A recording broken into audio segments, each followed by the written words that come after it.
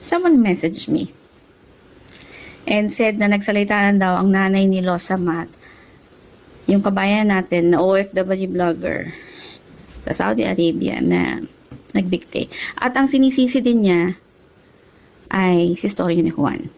Okay, no? Pinanood ko yung interview ni nanay. Well, hindi ko siya masisisi kung yun yung pananaw niya. Kasi bukod sa mga tao sa paligid niya, sa mga naririnig niya at napapanood niya, na most of them ay si Juan nga ang tinuturo. Pero kasi nga mahirap patotohanan, lalo na sabi-sabi lang. Yung mga tao naman kasi, no, may magawa lang na issue kahit walang katotohanan. May masisi lang kahit walang mapatunayan. At saka baka nasabi ni nanay yan. Dahil parang yun yung last convo nila last usapan nila nung anak niya. 'Di ba? About dun sa video ni Juan. Hindi din naman nagkukwento sa kanya si Losa Mat sa mga nangyayari sa kanya or kung ano man yung iniinda niya. Kasi syempre, ayaw din niya bigyan ng isipin pa yung nanay niya or yung pamilya niya. Nasa tingin niya, much better na lang kung sa sarili niya, ano man yung problema niya.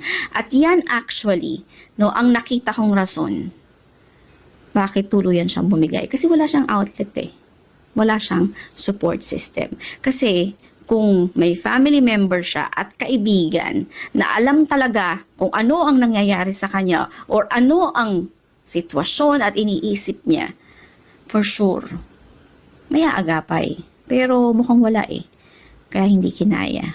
Kasi feeling niya, wala na makakatulong sa kanya.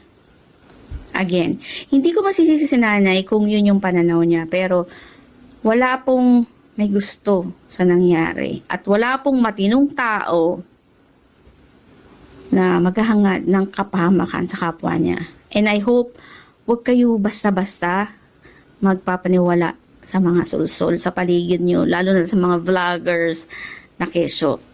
Kaibigan daw ng anak niyo pero in reality, wala silang alam.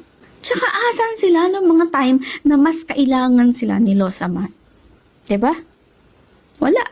Ngayon nag-eepalan. Naglalabasan. Sad to say, no, ginagamit po yung anak niyo for clout.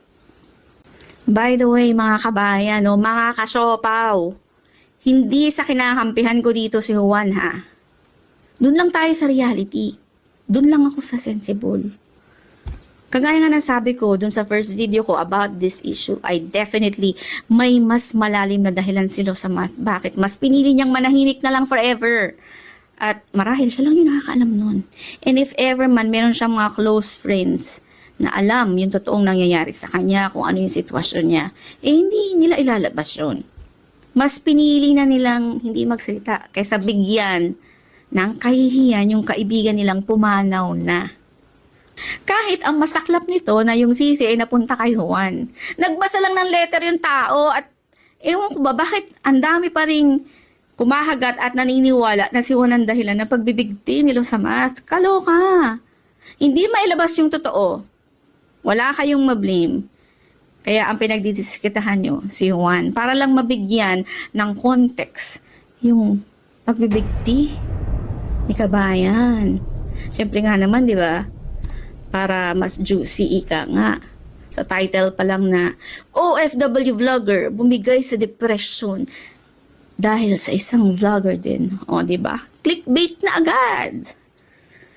Ay, pwede ba, no? Let Losa Mat rest in peace. Gusto na nga niya ng katahimikan Tapos ayaw niyo pang patahimikin. Kung sa tingin niyo, binibigyan niyo na justice yung pagkawala niya. No. Kaya tigilan nyo na please. Huminto na kayo ng kagaganyan nyo. Kasi baka may mahalungkat pa na hindi ka nais-nais. Let's just all pray for his soul and please let him rest in peace. Ha? That's all for today mga kasopaw. And thank you for watching.